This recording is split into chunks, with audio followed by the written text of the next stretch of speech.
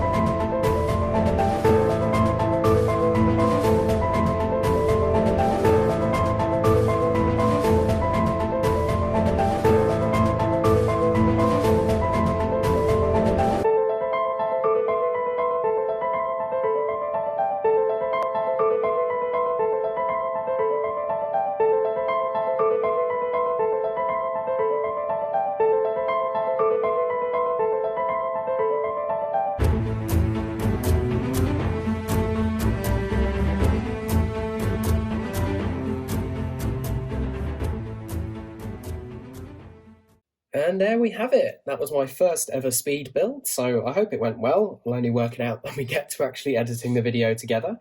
And here is the finished result. It's a little bit smaller than I was expecting, although if I'd actually thought about it and counted the studs, I would have realised.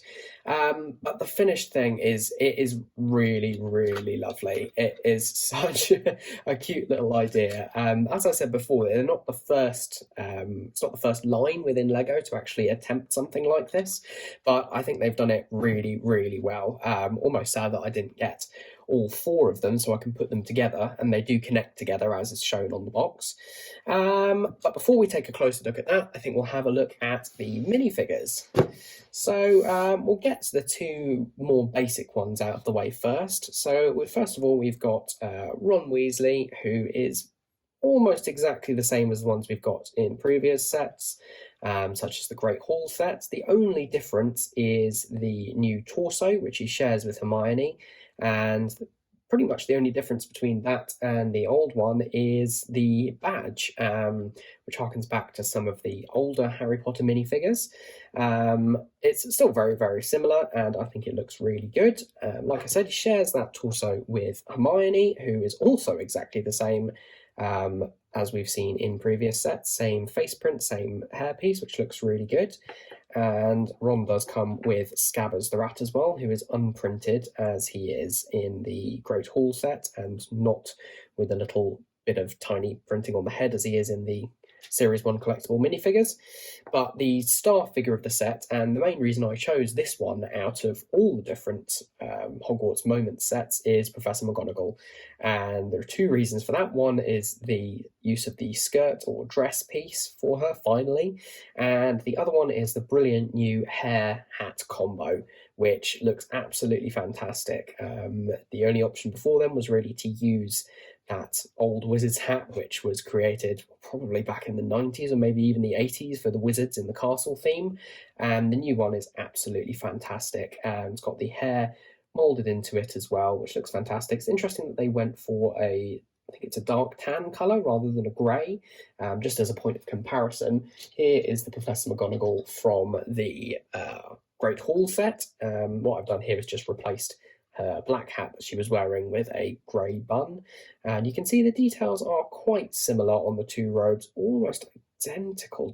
I think they are actually identical. Oh no, tiny differences. Tiny, very tiny differences, especially around the back. But then that skirt piece is just fantastic. It looks so much better printed on both sides. And added to that, she's got some new facial expressions, both of which have her glasses on, which she wears in the early books and early films. And I've got a disapproving facial expression on one side and a smile on the other, which is fantastic. The only other accessory which is actually left out of the book when you close it all up, although I'm sure you could find a space for it, is this book here. It's just a standard book. I'm not sure if this is focusing or not, but it's a standard Lego book, one of the newer style, but it does have an exclusive printed tile in it, which shows the Transfiguration charm to turn animals into water goblets. Other than that, it's not printed on the outside at all. And finally, to the book itself. Looks fantastic, brilliant design on the side here, which uses a sticker, but that's fine, I think.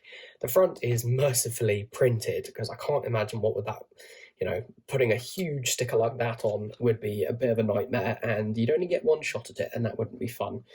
If you open it up, everything else that is in the set can detach from it. So you've got the desk, which cleverly attaches upside down and then goes in front there. You have got a trunk and a couple of seats with a table for Ron and Hermione to sit at. I suppose it should be called a desk, really. A cabinet with some books, and you've got a trophy and a potion with a brilliant brick there with some small bits of glitter in it. You have got Professor McGonagall's blackboard as well, and then on either side you have these arches that flip out to make it feel like more of a room, and it is a really great impression, combined with those stickers in the back, which perfectly line up, just about perfectly, line up with the arches in front of them. They look fantastic.